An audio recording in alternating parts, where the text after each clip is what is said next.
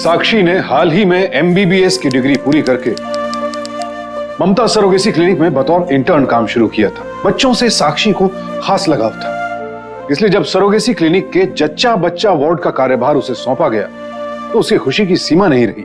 साक्षी के लिए surrogacy science का सबसे बड़ा वरदान थी। इस तकनीक में एक निसंतान दंपति के भ्रूण को प्रयोगशाला में विकसित करके उसे एक सरोगेट मां के गर्भ में स्थापित कर दिया जाता है, जहां वो अगले 9 महीने तक पलता है और अंत में निसंतान दंपति को मिलता है उनकी जिंदगी का सबसे अनमोल तोहफा, उनका अपना बच्चा।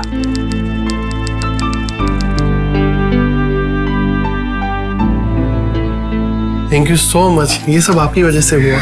थैंक यू मुझे नहीं, नंदिनी को कहिए। ये है वो सरोगेट मदर जिसने आपके बच्चे को 9 महीने अपनी कोख में रखा और जन्म दिया। भारत में सरोगेसी का कानून सन 2005 में लागू किया गया। इसके अंतर्गत एक निसंतान दंपति को एक सरोगेट मां अपनी कोख स्वेच्छा से उधार पर देती है। इससे सरोगेट मां को आजीविका का एक साधन मिल जाता है और निसंतान दंपति को बच्चा। ऐसा कानून में लिखा है, ऐसा साक्षी सोचती थी। लेकिन सच तो यह था कि इस क्लिनिक में सरोगेसी की आड़ में हर दुष्कर्म किया जा रहा था।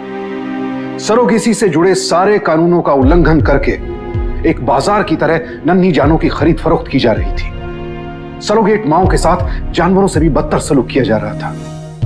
और जब साक्षी को यह पता चला तो वो दंग रह गई।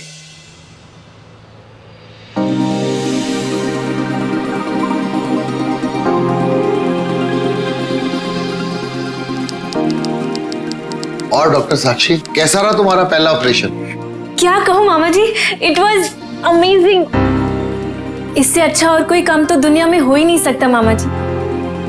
मेरे पास वर्ड्स नहीं है बोलने के लिए कि ये कितनी बड़ी बात है। मामा जी, मुझे यहाँ पे इंटर्नशिप देने के लिए थैंक यू सो मच। चल, मुझे खुशी है बेटा कि तुझे मेरा नर्सिंग होम पसंद आया। हाँ मामा जी, क्यों नहीं आएगा। बचपन से आप ही को तो देख देख कर डॉक्टर बनने का सपना देखा। फिर पापा के जाने के बाद पढ़ाई के लिए पैसे भी नहीं थे। आपकी वजह से ही तो कॉलेज की फीस, बाकी का सब खर्चा। बस बस बस, अरे मैंने अपने क्लिनिक के फ्यूचर के लिए इन्वेस्ट किए वो पैसे। और हाँ, अब इस नर्सिंग होम के रूल्स एंड रेगुलेशन सीख लो। सबसे पहली और अहम बात, तुम मुझे मामा जी नहीं कहो। अरे मैं डॉक्टर खाबड़िया हूं, तुम्हारा बॉस। ओके मामा जी। सर। हाँ, गो अहेड।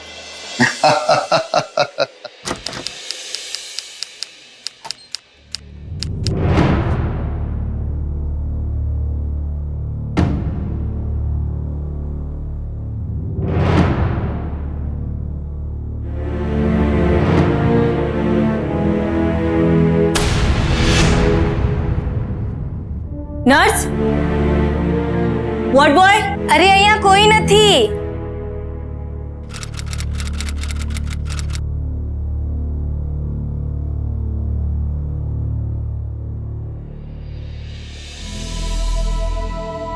बहुत क्यूट सॉक्स है। શિશુના છે। તમે ગુજરાતી આવડે? થોડું ઘણું। अच्छा, एक आंगળી पकड़ो। अरे वाह, छोरो था से। मैं उसका नाम रखूंगी ऋतिक। बड़ा होकर फिल्म स्टार बनेगा। और लड़की हुई तो? लड़की हुई तो ऋतिका, ऋतिक की सबसे मोटी फैन।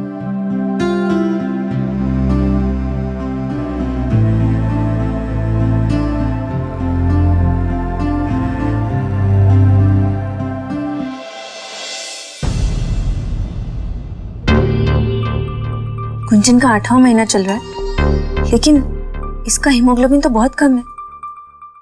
डिलीवरी में काफी प्रॉब्लम्स हो सकती है। गुंजन, तुम खाना पीना दवाइयाँ सब ठीक से ले रही हो ना? हाँ, मुझे जो भी देते हैं मैं खा लेती हूँ। अच्छा, तो फिर तुम एनीमिक क्यों हो?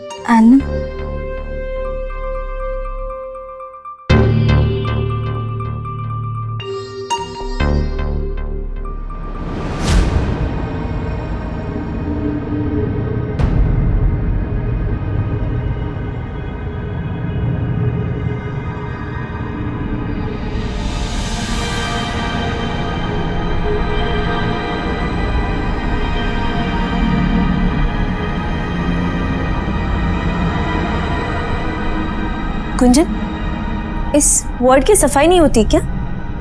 कौन है यहाँ की nurse? Sister Maria. Sister Maria? Yes. आपने सरोगेसी वार्ड नंबर 2 की हालत देखी है? ऐसा लग रहा है कि हफ्तों से सफाई नहीं हुई है। सिस्टर, ऐसे तो पेशेंट्स को इन्फेक्शन हो जाएगा। तुम्हारा काम है सफाई करना? नहीं, लेकिन नहीं तो फिर दूसरों के काम में दखल अंदाजी मत करो। I am sorry sister Maria, लेकिन गुंजन का 8वां महीना चल रहा है और वो पहले से ही बहुत वीक है। उसे जरा सा भी इन्फेक्शन हो गया तो उसकी डिलीवरी में कॉम्प्लिकेशंस आ सकते हैं। आप समझ नहीं रही है। कल की मेडिकल कॉलेज से पढ़कर आई हो और हमें अपना काम सिखा रही हो। यहाँ पर ऐसे ही होता है। सिस्टर, मैं सिर्फ बस।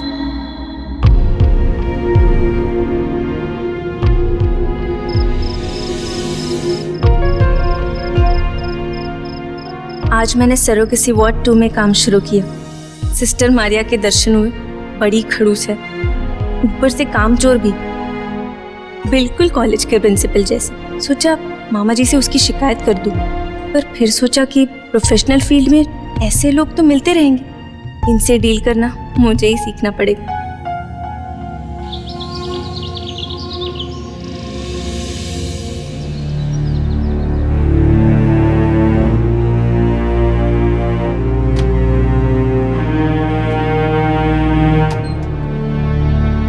थोड़ा अच्छे से साफ कीजिए और फिनाइल डाल के फिर से साफ कीजिएगा।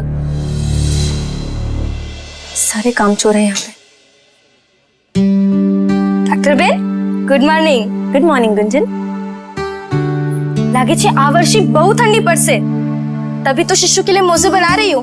सोच रही हूँ स्वेटर भी बना दूँ और उस पे गुजराती में ऋतिक लिख दूंगी, जैसे टीवी में पहनते ना, बिल्कुल वैसे।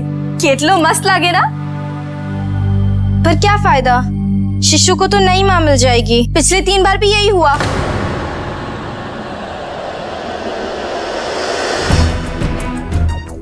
क्या क्या कहा तुमने? 3 डिलीवरीज? इसमें तो लिखा है कि ये तुम्हारी पहली डिलीवरी है। अच्छा, गलती से लिख दिया होगा, पर 9 महीने के लिए तो मैंने ही अपने 3 बच्चे पाले ना, तो मुझे तो पता ही होगा। तुम्हारी उम्र क्या है? 25 साल? ना रे, इतनी बुढ़ी दिखती हूँ क्या? मैं तो 1 बेत्र 4 हाँ, इस सावन में 18 पूरे किए मैंने।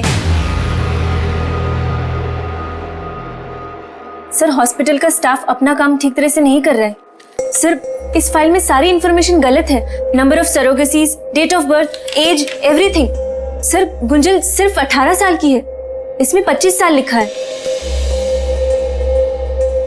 साक्षी, उल्टा गांव वालों की गलती है। इनमें से किसी को भी अपनी सही डेट ऑफ बर्थ नहीं मालूम। सर, प्रॉब्लम ये है कि गुंजन सिर्फ 18 साल की है और उसकी ऑलरेडी 3 डिलीवरीज हो चुकी है। सर, इसका मतलब ये है कि तब उसकी डिलीवरी कराई गई जब वो नाबालिग थी। सर, ये सही नहीं है। साक्षी झूठ बोल रही है वो। इस गुंजन को देखना, आज बोल रही है 18 साल की हूँ तुम्हारी सिंपैथी गेन करने के लिए, कल जब इसे पैसे चाहिए होंगे ये बोलेगी 25 साल की हूँ। And you please concentrate on your work only. बेकार की बातें इनसे करने की कोई जरूरत ही नहीं है।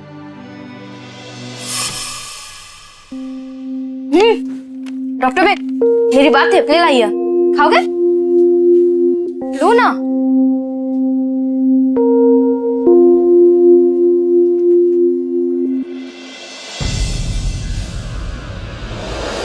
सिस्टर, वो सरोगेसी वार्ड 2 की पेशेंट है ना, गुंजन चितालिया, उसकी माँ आई थी ना मिलने, वो निकल गई क्या? हाँ, बस अभी अभी बाहर गई हैं। सुनिए सुनिए, मैं गुंजन की डॉक्टर हूँ, डॉक्टर साक्षी। आपसे कुछ पूछना था। डॉक्टर साहब, તમે ગુજરાતીમાં કહો। થોડું ઘણું આવડે છે। ફરીથી કહેશો? मुझे आपसे कुछ पूछना है। કઈ સમજણ નથી પડતી। रुकिए। सिस्टर, जी मैडम। मैं आपसे जो कह रही हूँ वो इनसे गुजराती में कहिए। इनसे पूछिए कि क्या इनकी बेटी 18 साल की है, क्या उसकी शादी हो चुकी है? તમારી દીકરી 18 વર્ષની છે, એના લગ્ન થઈ ગયા છે? નહીં।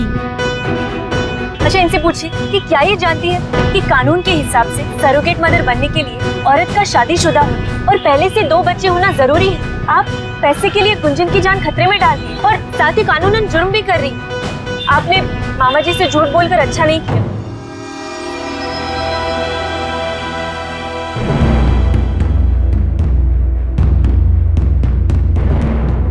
हम तो गरीब अनपढ़ लोग हैं। हमने तो वही किया जो डॉक्टर खाबड़िया ने करने के लिए कहा।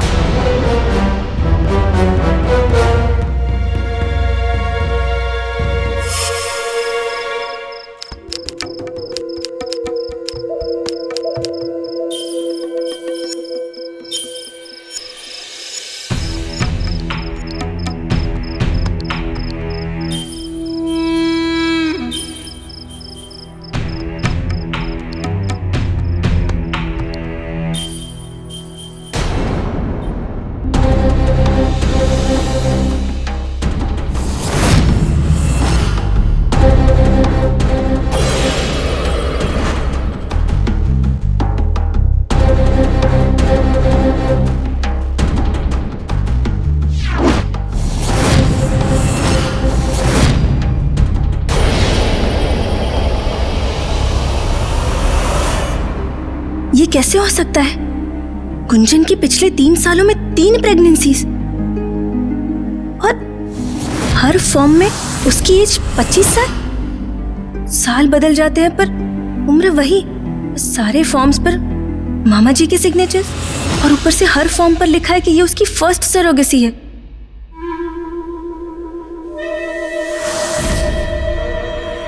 हे भगवान, ये क्या चल रहा है यहाँ?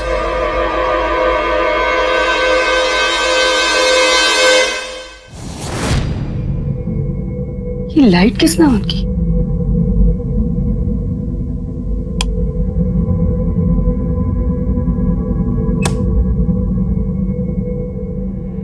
अपने आदर्श, अपने मामा डॉक्टर खवाड़िया के हर एक पन्ने पर हस्ताक्षर देखकर साक्षी स्तब्ध रह गई। इसका मतलब यहां जो कुछ भी हो रहा था उसमें कहीं ना कहीं उनकी रजामंदी शामिल थी। इस सच की कड़वाहट बर्दाश्त करना मुश्किल था। आखिर किसी के आंगन में किलकारियों की गूंज के लिए किसी की हंसी छीनी जा रही थी। एक जीवन को धरती पर लाने के लिए धरती पर मौजूद एक जीवन को नर्क बनाया जा रहा था। चंद रुपयों से चुंधियाई कुछ आंखें कोख को कारखाना बना रही थी। संवेदनाओं से दूर इस कारोबार की सच्चाई अब साक्षी की आंखों के आगे आने लगी। उसने अपने स्तर पर छानबीन शुरू की तो एक एक करके जो हकीकतें उसके सामने आई उनसे उसके पैरों तले की जमीन खिसक गई। तोरल गुराड़िया, सुनिए। कौन छे जिससे सोने भी नहीं देते मुझे? देखिए, आज से आपका चेकअप भी मैं ही करूंगी। इतने दिनों बाद किसे याद आई इस लाश की? डॉक्टर बेन, ये तोरल बेन है ना, कभी सीधे मुंह जवाब ही नहीं देती। देखिए, मुंह खोलिए।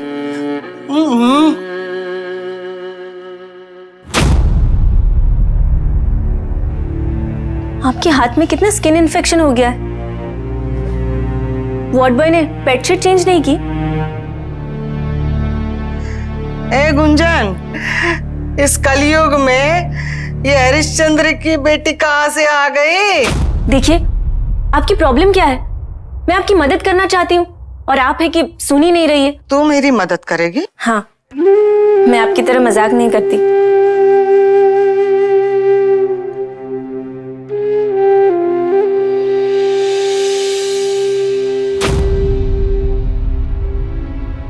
आपके हाथ की हालत देखिए, जगह जगह पे ड्रिप के निशान हैं।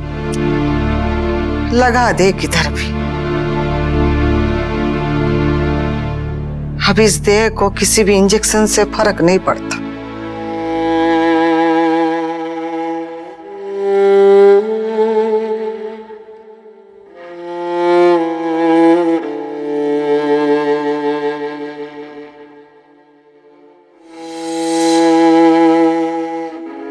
अच्छा, अब तो सच्ची में मेरी मदद कर। यह सुखमणि 5 महीने हो गए, तेरी कोई खोज खबर न थी। एक चिट्ठी नहीं तो एक फोन ही कर देता। मैंने एक मोबाइल दिलवाया था ना तुझे, अपनी पत्नी को ही फोन करेगा, अपनी बहन को नहीं। उसके लिए अपनी बहन को भूल गया क्या? या 7 साल हो गए 8 बच्चे जने में,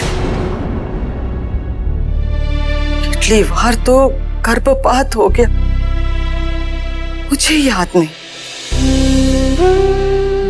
बचपन में माँ क्या बोलती थी, मरने के बाद स्वर्ग मिलता है। स्वर्ग का तो पता नहीं, नर्क को तो मैंने यही देख लिया। बस और नहीं लिख सकती। क्यों? दया आ गई मुझ पर? नहीं, वो कुछ काम याद आ गया, बाद में पूरा कर दूंगी।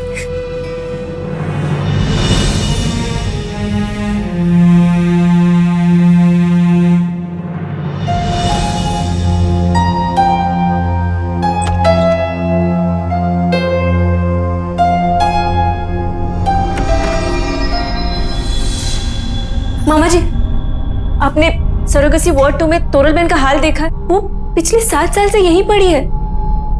हम उन्हें उनकी फैमिली के पास क्यों नहीं भेज देते? तुम्हें क्या लगता है मुझे खुशी मिलती है उनको रोककर? मैंने कितनी कोशिश की लेकिन नहीं भेज पाया। क्यों क्यों नहीं भेज पाए? आओ मेरे साथ। और देखो ये झोपड़पट्टी फैली हुई, दूसरे डिस्ट्रिक्ट्स में इससे भी बुरे हालात हैं और इसीलिए ये गांव वाले अपनी औरतों को हमारे पास छोड़कर चले जाते हैं और उनसे मिलने वाले पैसे से अपना घर चलाते हैं। हम लाख कोशिश करें तो भी ये वापस लेने नहीं आते। पर मामा जी, मैंने अभी अभी कुछ नर्सेस से बात की और उनसे पता चला कि मैनेजमेंट की तरफ से इन औरतों पर पाबंदी है। उन्हें अपने घर वालों से ना मिलने के ऑर्डर्स दिए गए हैं। यहाँ के लोग इस झोपड़पट्टी में बदतर जिंदगी व्यतीत करते हैं, हजारों बीमारी शरीर में लिए घूमते रहते हैं। अगर इनको उन औरतों से मिलवाया तो उन्हें भी इन्फेक्शन लग जाएगा और उसके बाद सैरोगेट मदर और बच्चे की जान भी जा सकती है। पर मामा जी, ये औरतें सालों से अपने घर वालों से दूर हैं, बिना किसी को अपने दिल की बात बताए अपना दुख दर्द बांटे। उनका वहां दम घुट रहा है। और जरा सोचिए, अगर सरोगेट मदर्स इमोशनली साइकोलॉजिकली इतनी स्ट्रेस में रहेंगी तो उनके गर्भ में पलने वाले बच्चे का क्या होगा? साक्षी, अगर किसी पर्टिकुलर पेशेंट को बहुत प्रॉब्लम है तो ठीक है, उसे उसके घर वालों से मिला देते हैं, लेकिन हाँ, हॉस्पिटल स्टाफ की निगरानी में। लेकिन मामा जी, मुझे कुछ और भी पता चला था गुंजन के बारे में। साक्षी, बस मुझे और भी बहुत सारे काम हैं, ये सब बातें बाद में भी कर सकते हैं।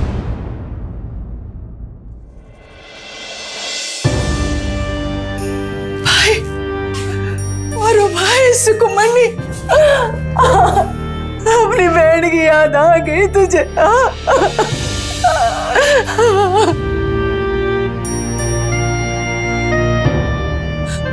अरे तेज, ये तो बिल्कुल तुझ पे गया रे। अरे नहीं बहन, मुझ पे कहाँ, बिल्कुल तुम पे गया है। कोई तो मुझ पे गया? मेरे अपने बच्चे तो दूसरों पे गए होंगे, जिन्होंने उनको पाला होगा। उन हाथों को तो पता भी नहीं होगा कि वो एक ही कोख से जन्मे। अरे सूत है सुगमणि, तू कुछ बोलना चाहता है? अब अपनी जो किराने की दुकान थी ना, उसमें घाटा हो गया, तो कुछ पैसे की मदद हो जाती तो। मैंने कभी किसी चीज के लिए मना किया? घर के लिए, दुकान के लिए पैसा दिया था ना। मैं ना पिछले 4 महीने से पैसे बचा के रखे। अच्छा तोरल बहन, हम अब चलते हैं।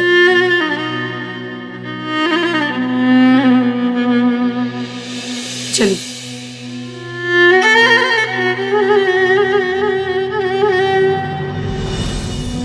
तोरल बेन के परिवार का रवैया देखकर साक्षी की आत्मा कांप उठी। वाकई गुंजन और तोरल बेन जैसी औरतें अपने परिवार के लिए पैसा पैदा करने की मशीन और दूसरों के लिए सिर्फ बच्चा पैदा करने की मशीन बनकर रह गई थी। कुछ और जांच पड़ताल से साक्षी को पता चला कि इन औरतों को हर महीने सिर्फ 1000 रुपए दिए जाते थे, जबकि रिकॉर्ड्स में एंट्री थी 10,000 रुपए प्रति माह की। अत्याचार की इंतहा हो चुकी थी। कुछ और नहीं है खाने के लिए? ये जो मिल रहा है ना, ये खा लो, बाद में ये भी नहीं मिलेगा। सरोगेट माओं के शारीरिक स्वास्थ्य के साथ साथ उन्हें मानसिक रूप से भी स्वस्थ होना चाहिए और इसके लिए उन्हें समय समय पर परिवारजनों से मिलवाना जरूरी है। ए बहन, मेरे भाई सुखमणि को तो फोन करो। अरे कम से कम उसको चिट्ठी तो लिखो। बच्चा दूसरों को सौंपने से पहले सरोगेट मां की मानसिक स्थिति की जांच करना भी जरूरी है और इसके लिए एक अच्छे मनोचिकित्सक की मदद लेनी चाहिए ताकि वो औरत अपने दायित्व को ठीक से समझ सके। ना तो कोई कायदा ना कानून, ममता सरोगेसी क्लिनिक में सबको ताक पर रख दिया गया था और सबसे अफसोस की बात तो ये थी कि इस क्लिनिक में मानवीय संवेदनाओं का भी गला घोटा जा रहा था। मामा जी, इतना सब कुछ हो रहा है यहाँ पे, आपकी पीठ पीछे system Arya, ward boys, management, ये लोग सारे कानून तोड़ रहे हैं। मामा जी, ये लोग पाप कर रहे हैं। अंदर चलो। ना तो यहाँ कोई कानून तोड़ा जा रहा है और ना यहाँ कोई पाप हो रहा है। यहाँ हो रहा है सिर्फ बिजनेस। और एक बात पहली और आखिरी बार कान खोल के सुन लो, मैं यहाँ का हेड ऑफ डिपार्टमेंट ही नहीं, इस नर्सिंग होम का मालिक हूं। यहाँ मेरी मर्जी के बिना पत्ता भी नहीं हिलता। मेडिकल कॉलेज में 4 किताबें क्या पढ़ ली, सरोगेसी का लॉ क्या रट लिया और लगी सही और गलत का फैसला करने तुम। ग्रो अप साक्षी, ग्रो अप। डॉक्टर, गुंजन को लेबर पेन हो रहा है, आपको अभी इसी वक्त ऑपरेशन थिएटर आना होगा।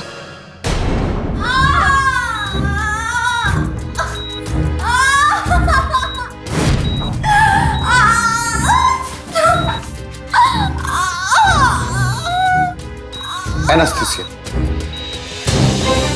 सर, गुंजन का हीमोग्लोबिन काउंट बहुत कम है और इंटरनल ब्लीडिंग हो सकती है। Sir, it's a very risky operation.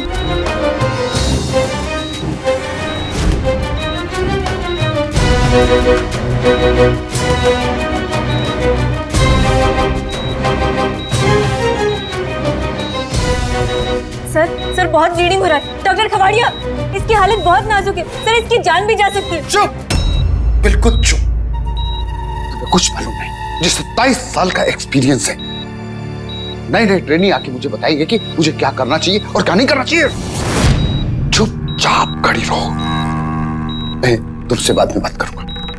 Doctor, ये ऑपरेशन हुआ तो गुंजन या बच्चा दोनों में से एक ही बचेगा। बच्चे को बचाना होगा, मैं एडवांस ले चुका हूं।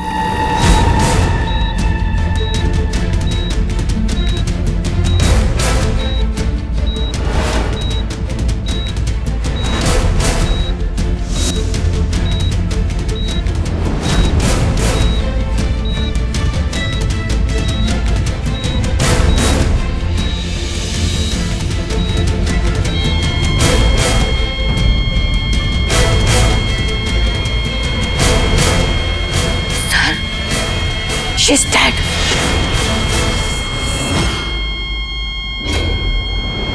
तभी तो शिशु के लिए मोजे बना रही हूँ। स्वेटर भी बना रही हूँ। फिल्म स्टार बनेगा। शिशु को तो नई माँ मिल जाएगी। बच्चा भी मर गया।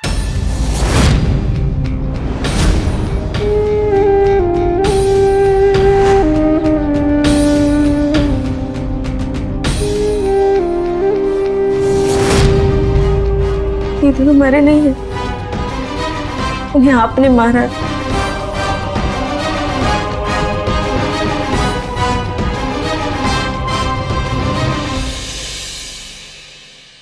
हर डॉक्टर मेडिकल प्रोफेशन में कदम रखने से पहले एक शपथ लेता है कि वो हर रोगी, हर बीमार का निस्वार्थ भाव से इलाज करेगा, पेशेंट्स के बीच कभी पक्षपात नहीं करेगा, हर जख्म का इलाज करेगा और कभी भी किसी के शरीर को बेवजह क्षति नहीं पहुंचाएगा। जाहिर है, अपने 27 साल के अनुभव में डॉक्टर खवाड़िया इस शपथ को भूल चुके थे, लेकिन साक्षी को वो शपथ न सिर्फ याद थी बल्कि वो उसके जज्बात को हर पल कुरेद भी रही थी। ऊपर से गुंजन की मौत ने उसे झकझोर कर रख दिया था। लाख चाहने पर भी डॉक्टर खवाड़िया के खिलाफ आवाज उठाना साक्षी के लिए बेहद मुश्किल हो रहा था, क्योंकि वो न सिर्फ उसके मामा थे, एक समय उसके आदर्श भी रहे थे। बहुत एहसान थे उनके साक्षी और उसके परिवार पर। लेकिन अगर अपनों पर एहसान करने वाला दूसरों के लिए शैतान बन जाए तब क्या करना चाहिए? क्या इंसानियत के इस पवित्र पेशे को रिश्तों और एहसानों तले दबा देना चाहिए, या फिर अन्याय के खिलाफ बगावत का बिगुल बजाना चाहिए? यही अंतर्द्वंद चल रहा था साक्षी के मन में।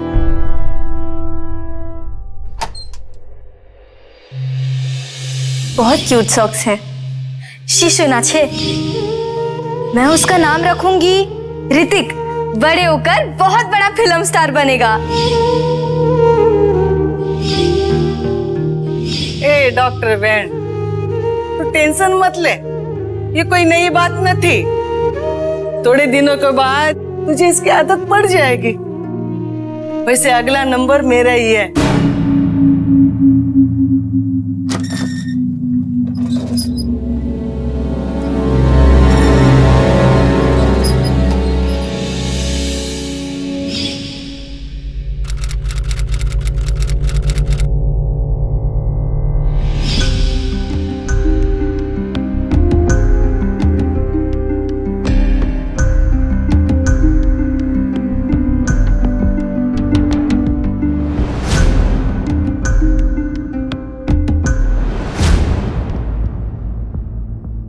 नंदिनी की रीडिंग्स ले लेना। अगला आईवीएफ इम्प्लांट इसी के गर्भ में होगा। क्या इसकी पिछली डिलीवरी को अभी तक 1 महीना भी नहीं हुआ है?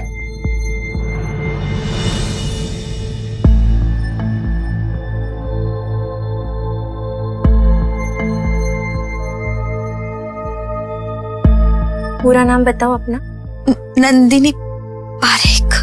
कितने टाइम से हो यहाँ पर? 3 साल से। इतने दर्द के बाद भी क्यों कर रही हो ये सब? करना पड़ता है घर परिवार की खुशी के लिए। अच्छा सुनो, मुझे तुम्हारे घर का एड्रेस बताओ। सबको नौकरी से निकाल दूंगा मैं।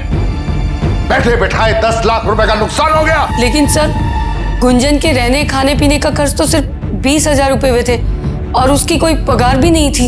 इडियट! बच्चा 10 लाख में बेचा था, ऊपर से पार्टी से एडवांस भी ले रखा है, वो भी वापस करना पड़ेगा। सर वो नई पार्टी आई है दिल्ली से। ठीक है, उन्हें अंदर भेज।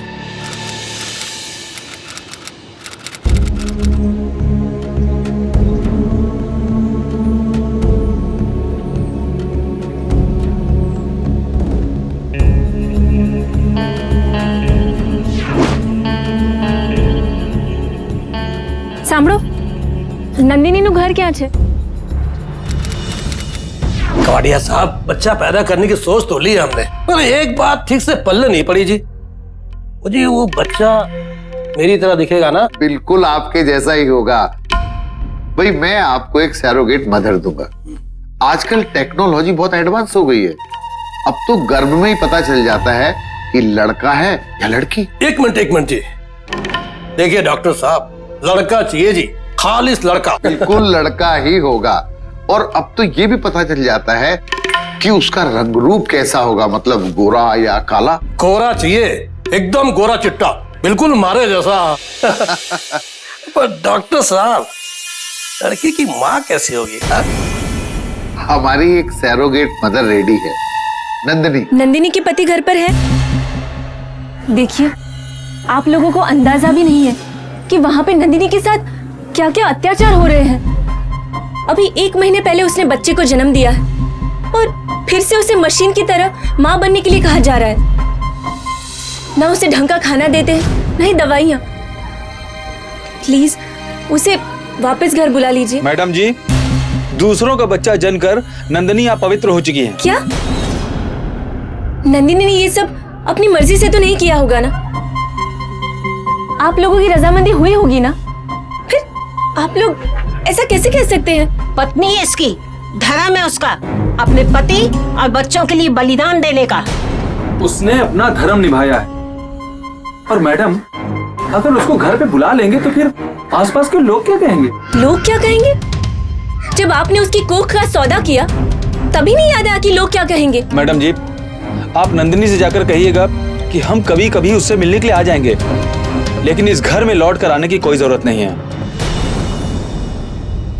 एक प्रसिद्ध अंतर्राष्ट्रीय समाचार पत्रिका के आंकड़ों के अनुसार मेडिकल सरोगेसी भारत में एक कारोबार बन चुका है, जिसका सालाना टर्नओवर करीब 2000 करोड़ रुपए है। कई निस्संतान दंपति तो यूएसए, ब्रिटेन और कनाडा जैसे दूर दराज के देशों से आते हैं, क्योंकि जहां यूएसए में मेडिकल सरोगेसी का खर्चा 60,000 से $1.5 लाख यानी कि 30 लाख रुपयों से 75 लाख रुपयों तक है, वहीं भारत में वैध अवैध तरीकों से ये राशि बेहद कम हो जाती है। इसके बावजूद अफसोस के इस रकम का ज्यादातर हिस्सा अस्पतालों, फार्मास्यूटिकल कंपनीज, डॉक्टर्स और एजेंट्स इत्यादि को चला जाता है। और जो सरोगेट माएं दूसरों के बच्चों को जन्म देने के लिए अपने जीवन के 9 महीनों का बलिदान कर देती हैं, उनके हाथ आते हैं सिर्फ मुट्ठी भर पैसे, और उनकी व्यथा यहीं खत्म नहीं होती।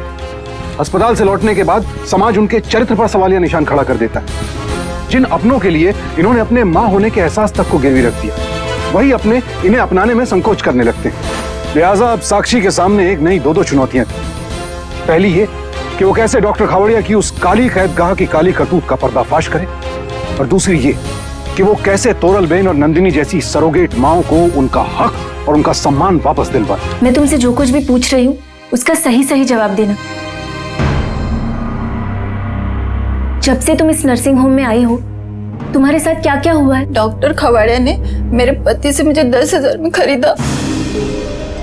ये लीजिए कबाड़िया साहब, पूरे 3 लाख रुपये, गिन लीजिए। मैंने एक हफ्ता में 15 IVF दिए। कबाड़िया साहब, आप ये मत समझिएगा कि मैं नंदिनी का चेहरा देखकर फिसल गया हूँ। क्यों जी, ठीक कह रहा हूं ना मैं? अरे साथ जबरदस्ती भी।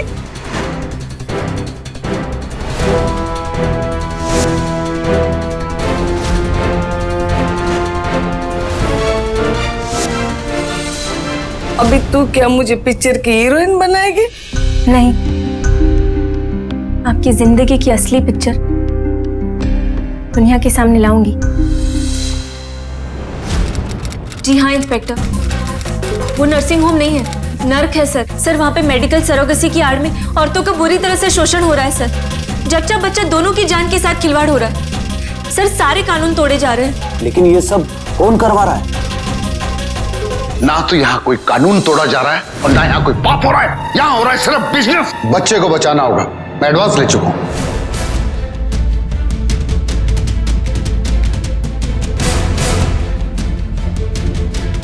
आप बोल क्यों नहीं रहे डॉक्टर? ये सब कौन करवा रहा है? सर मेरे खुद के मामा जी, डॉक्टर खवाड़िया। सर उस क्लिनिक में औरतों के साथ जितने भी कुकर्म हो रहे, उन सबके पीछे डॉक्टर खवाड़िया का हाथ है। क्या आपके पास उनके खिलाफ कोई सबूत है? यस इंस्पेक्टर, ये देखिए।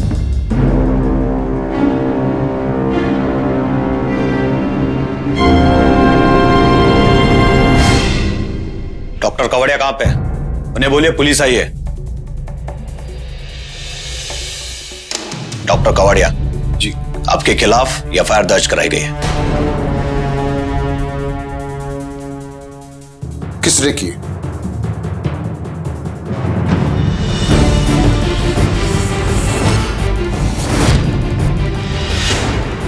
डॉक्टर साक्षी, आप जरा यहां बैठिए, मैं इनसे जरा पूछताछ करके आता हूं। चलिए।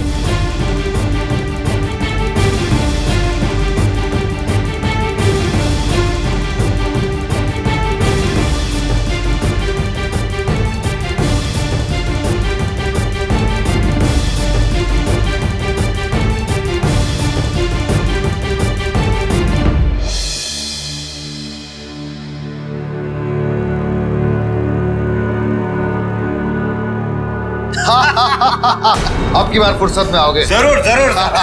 चलो बैठते हैं आराम से। अरे सर, आपने इन्हें अरेस्ट क्यों नहीं किया? चुप! बाहर से आकर इस शहर का नाम बदनाम करना चाहती है तू? इससे पहले इन औरत लोगों के परिवार वाले तुझे जिंदा गाड़ देंगे अगर उन्हें पता चला कि तू उनके पेट पर लात मार रही है। आइंदा अगर पुलिस स्टेशन के आसपास भी नजर आई ना, तो मैं तुझे ही हवालात में बंद कर दूंगा। चलो हवलदार।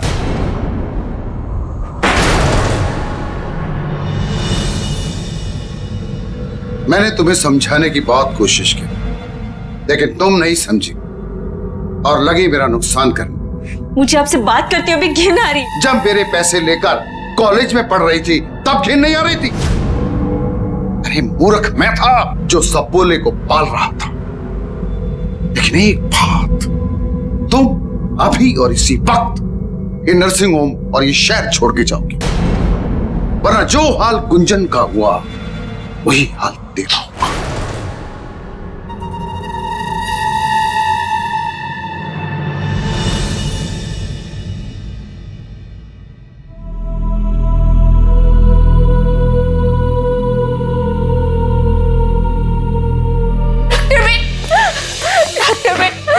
बड़े भी ले चल रहे अपने साथ। आज मेरे साथ जोर जबरदस्ती होने वाली है। एक आदमी मेरा बलात्कार करने वाला है। डॉक्टर चलो मेरे साथ और तुम अपना बैग उठाओ और निकलो यहाँ से। चलो डॉक्टर चल। साक्षी का वार उसी पर उल्टा पड़ गया। आखिर डॉक्टर खवाड़िया बरसों से ये धंधा कर रहे थे। पुलिस प्रशासन हर जगह उनकी सांठगांठ थी। उन्होंने साक्षी को घर वापस लौट जाने की हिदायत दी, उसे जान से मार देने की धमकी दी, लेकिन साक्षी हार मानने वालों में से नहीं थी। उसने तय कर लिया था कि अब चाहे जो हो जाए वो गुंजन, तोरल बहन, नंदिनी और क्लिनिक की बाकी सभी महिलाओं को इंसाफ दिलाकर रहेगी। ऑटो भैया प्लीज जल्दी कीजिए।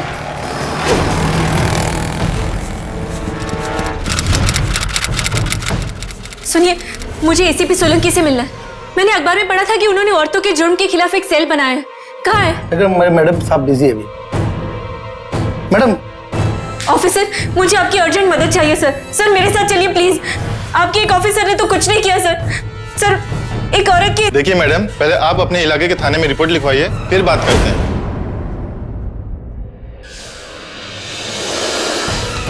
सर जल्दी कीजिए सर। सर नंदिनी के साथ बहुत गलत होने जा रहा है। देखिए हमारे पास बहुत सारे काम, प्लीज आप बाहर वेट कीजिए। अरे इनकी रिपोर्ट क्यों नहीं लिखते? सर मैडम सुनती नहीं है, मैंने बोला था रिपोर्ट लिखवाने के लिए। Report report report. सर ये देखिए, इन सारे सबूतों के बावजूद भी आपके उस करप्ट ऑफिसर ने कुछ नहीं किया। सर आप ये मत समझिएगा कि मैं अकेली हूं तो कुछ नहीं कर सकती। मैं दिल्ली तक जाऊंगी और जरूरत पड़ी तो राष्ट्रपति तक भी। आप शांत हो जाइए। सर कैसे शांत हो जाऊं? सर अगर आप वहां पे वक्त रहते नहीं पहुंचे तो नंदिनी का रेप हो जाएगा सर।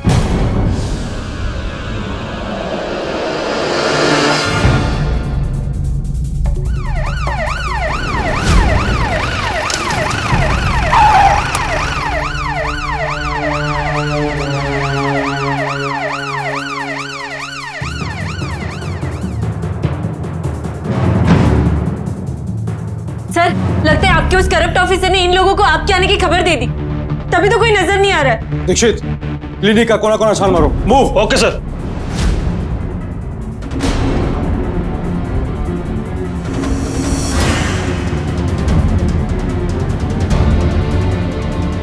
सर अपनी काली करतूत के सारे सबूत लेकर भाग गए ये लोग। सर वार्ड में चेक करते। हे भगवान, नंदिनी कहाँ गई? और तोरल बहन भी दिखाई नहीं दे रही है।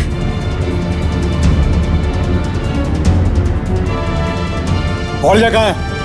हमको नहीं मालूम है साहब।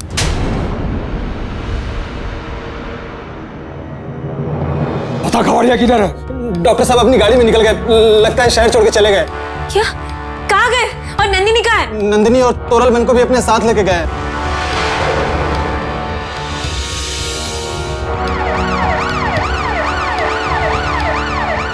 मैंने तुम लोगों की जिंदगी बना दी और तुम लोग मेरे खिलाफ गवाही दोगे। तूने हमारी जिंदगी नरक बना दी है। कोई ऐसा नहीं किया। तूने लाखों रुपए कमाए हमारे बच्चे बेच के।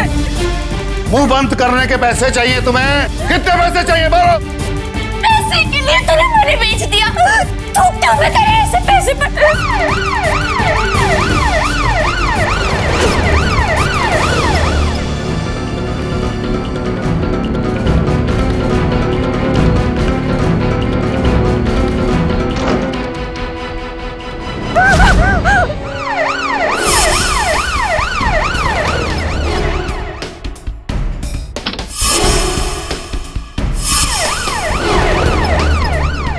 बाकी सब औरतों को समझाया, वो मान गई।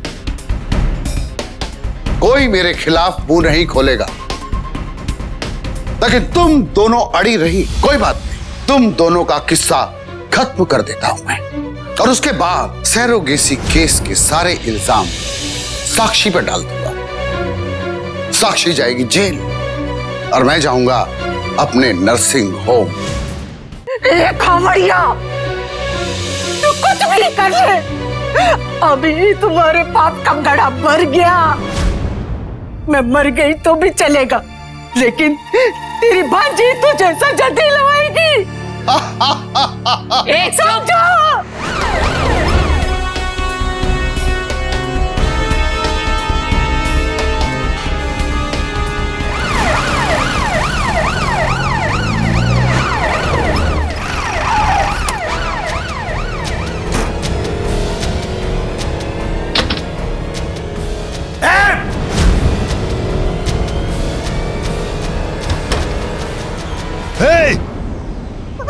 एक मिनट, 3 लाख रुपए दिया मैंने। ले जाओ इसे।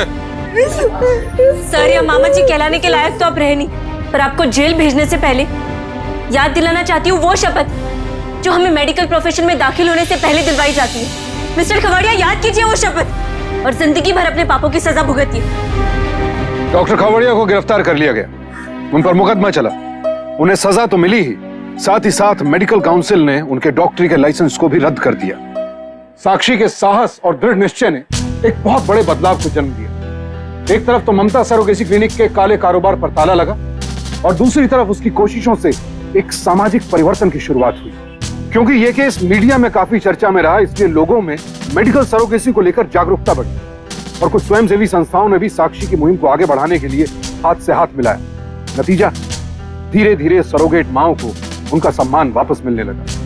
तोरल बेन और नंदिनी को उनके परिवार ने वापस अपनाया। लेकिन हमें इस पड़ाव पर रुकना नहीं है।